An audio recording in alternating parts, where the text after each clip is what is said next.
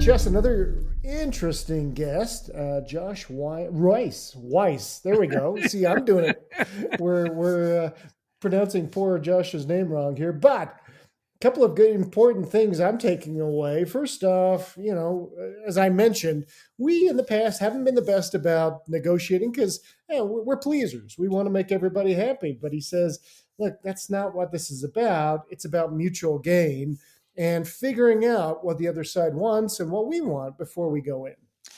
And it's so interesting. You think about the most anxiety-inducing moments in your career. I get like asking somebody to marry you and all that. It's a whole different deal. Salary negotiations and in negotiating a promotion or am I feeling valued? Those are incredibly stress-inducing. What I really appreciate, like you said, mutual gain is don't hesitate to take a pause. Don't say, hey, can we have another meeting? I need more information. The one thing that really struck me was he said, I talk to people, they say, okay, we got to have a plan. He goes, no, you don't. In fact, you don't want a plan.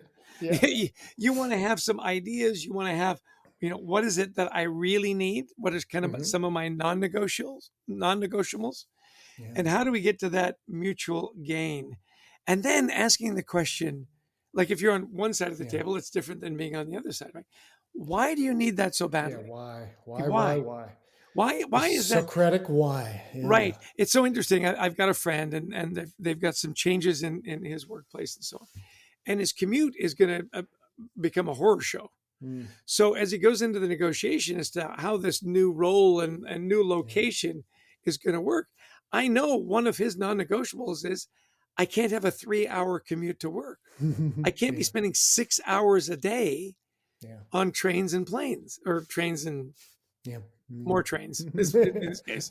So I found that a really, really helpful. I thought that was a really interesting too, and a really good kind of say, whoa, let's slow down here. Yeah. So why is this so important to you?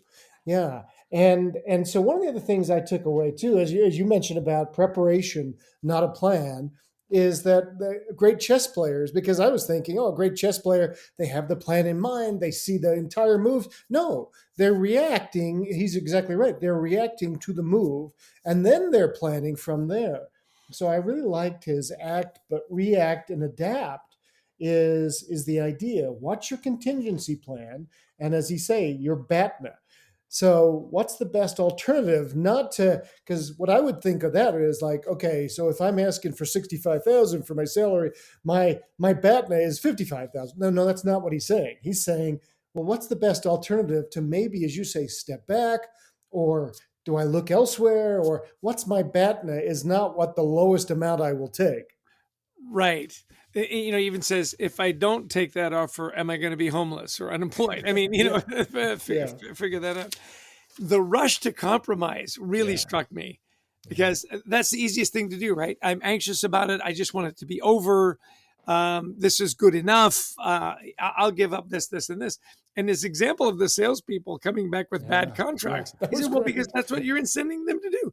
Don't leave the table without a deal. Well, if that's the only thing that's important to my company, I'll give it to you for a penny. I just want the agreement. I don't care if it's a good agreement or a bad agreement. It's an agreement, and that's success. We've seen that, haven't we, with companies we worked with where they go, why did we get into this agreement? We're not making any money. But we won. We won the deal, and it was the worst thing that ever happened to us. Right? Exactly. Yeah. Hey, well, that was great. I mean, I'm sure we could keep going on, but hopefully everybody took some really interesting ideas away. So, Chess, we want to thank everybody who's joined us today, and a special big thanks to our producer, Brent Klein, to whom we lose every negotiation we've ever been in because we will give him the world. Right, Chess? Yeah. We were given the advice, be more collaborative. And who's more collaborative than Brent Klein? I don't know of anybody. I don't know of anybody. Yeah. And Christy Lawrence, who helps us find amazing guests like Josh. To all of you who listened in, if you like the podcast, share it, download it.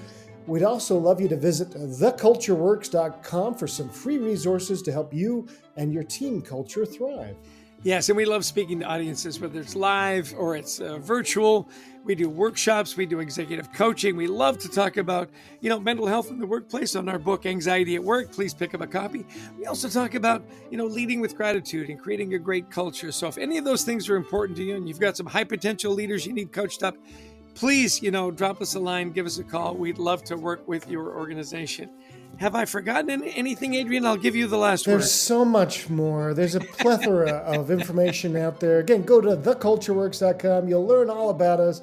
And until next time, thanks for joining us, everybody, and we wish you the best of mental health.